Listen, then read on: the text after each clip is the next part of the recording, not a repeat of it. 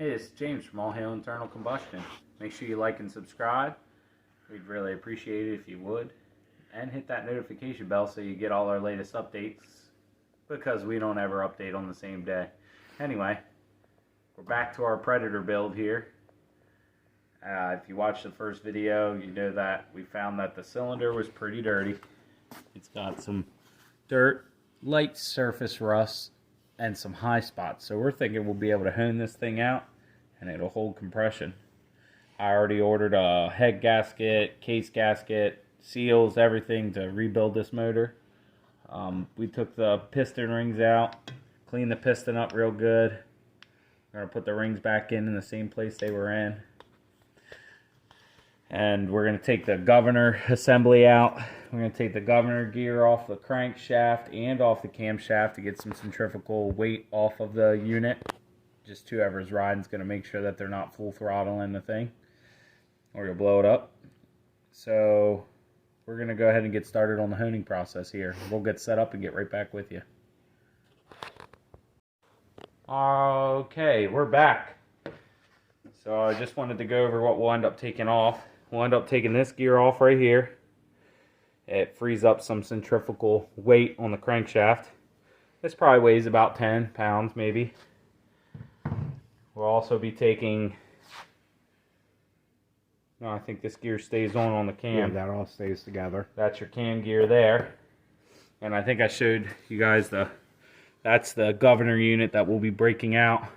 We'll have to plug this hole and plug this hole in the back right here when we take all that out.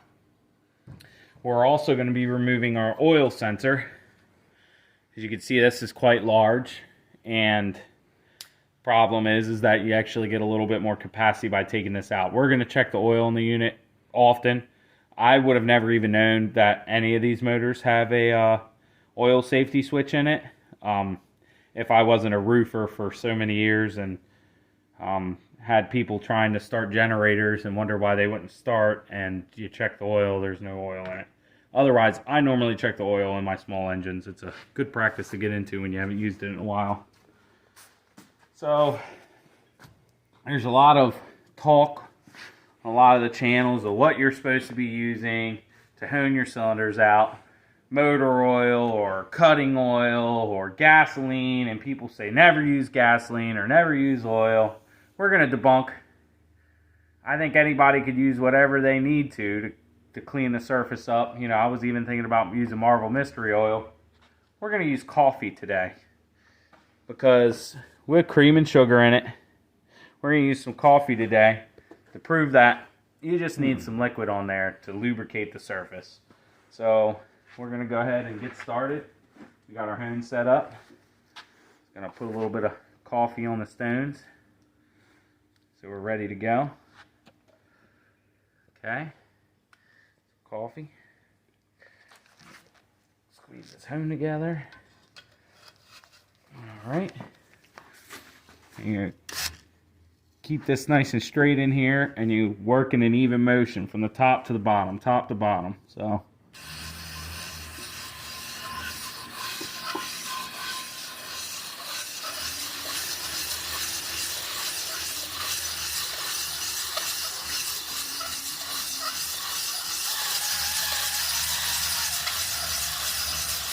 smells good too. Sounds like I'm warming up some coffee.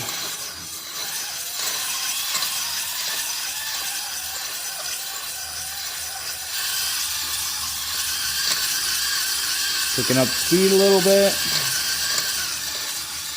Making sure I'm getting all the way to the bottom of that cylinder where that piston skirt's going to end up hitting. Pull that out and see what happened. Feels pretty smooth in there. There's like some particles still left in there. Let's wipe it out and see what happened. Set the hone down.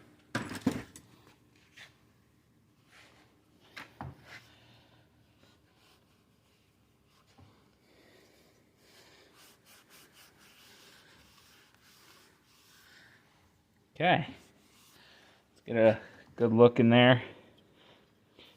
Looks like it's doing a good job. It's cleaning and cutting the cross hatches. You can see some nice cross hatching going on. There's some heavy pitting up here towards the top of the, maybe not heavy. There's still some, that feels high there actually. It's the weird part. But it looks like it's cutting the cross hatches in nicely. I say we keep honing. Should be safe to hone some more, right? Yep. We got it cleaned out. Snap our hone back in.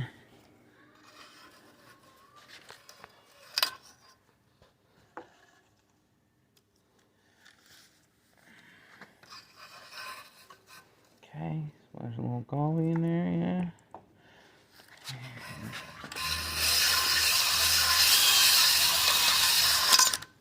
Whoops. Don't do that.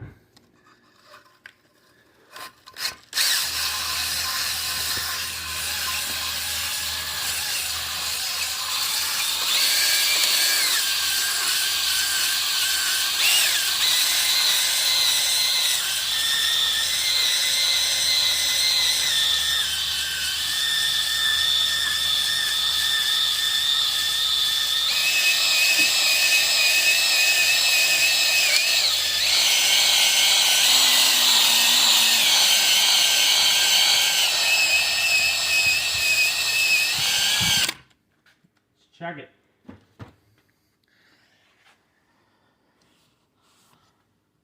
It's definitely gunky wipes out every time. Let me get a fresh rag out of here.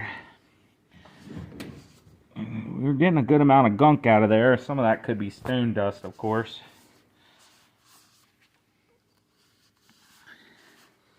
Let's turn this a little bit, see what it's looking like. That's cleaning up pretty good. It feels good. That feels really good. I don't feel any imperfections. Barely any anyway. Maybe where those piston rings are stuck to the cylinder wall. I could see the perfect ring down in there if you look. You can see those rings in there maybe. Cover it up a little bit, or if you look straight down inside of there, you can see where the piston rings were stuck. See the rings there? You can see those rings. That's where they were stuck at, that's for sure. So, looks like it's cleaning up pretty good. I think if we do a couple more passes, we might be able to get this thing cleaned up. So we'll do a couple more coffee passes and see what happens. If we switch fluids for some reason, we'll cut back and let you know. Well, it seems like my old stones from 1982 ain't quite cutting it no more, and we don't feel like going to the store and getting no more. So we wrapped a piece of 320 grit sandpaper around the hone. Yeah, that's the word for it. And we're going to go ahead and give this a shot here because we still got some rust in that cylinder we need to get cleaned up. So, have at it.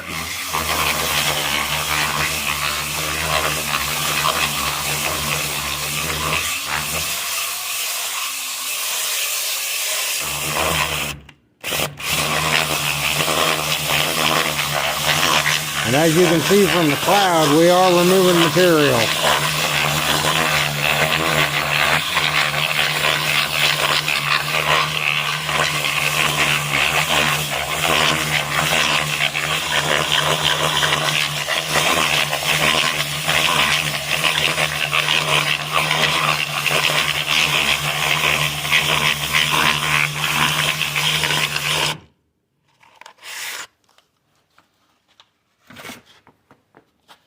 Still look dirty. Yeah, see, it's getting a little better, but what we're worried about is these spots here.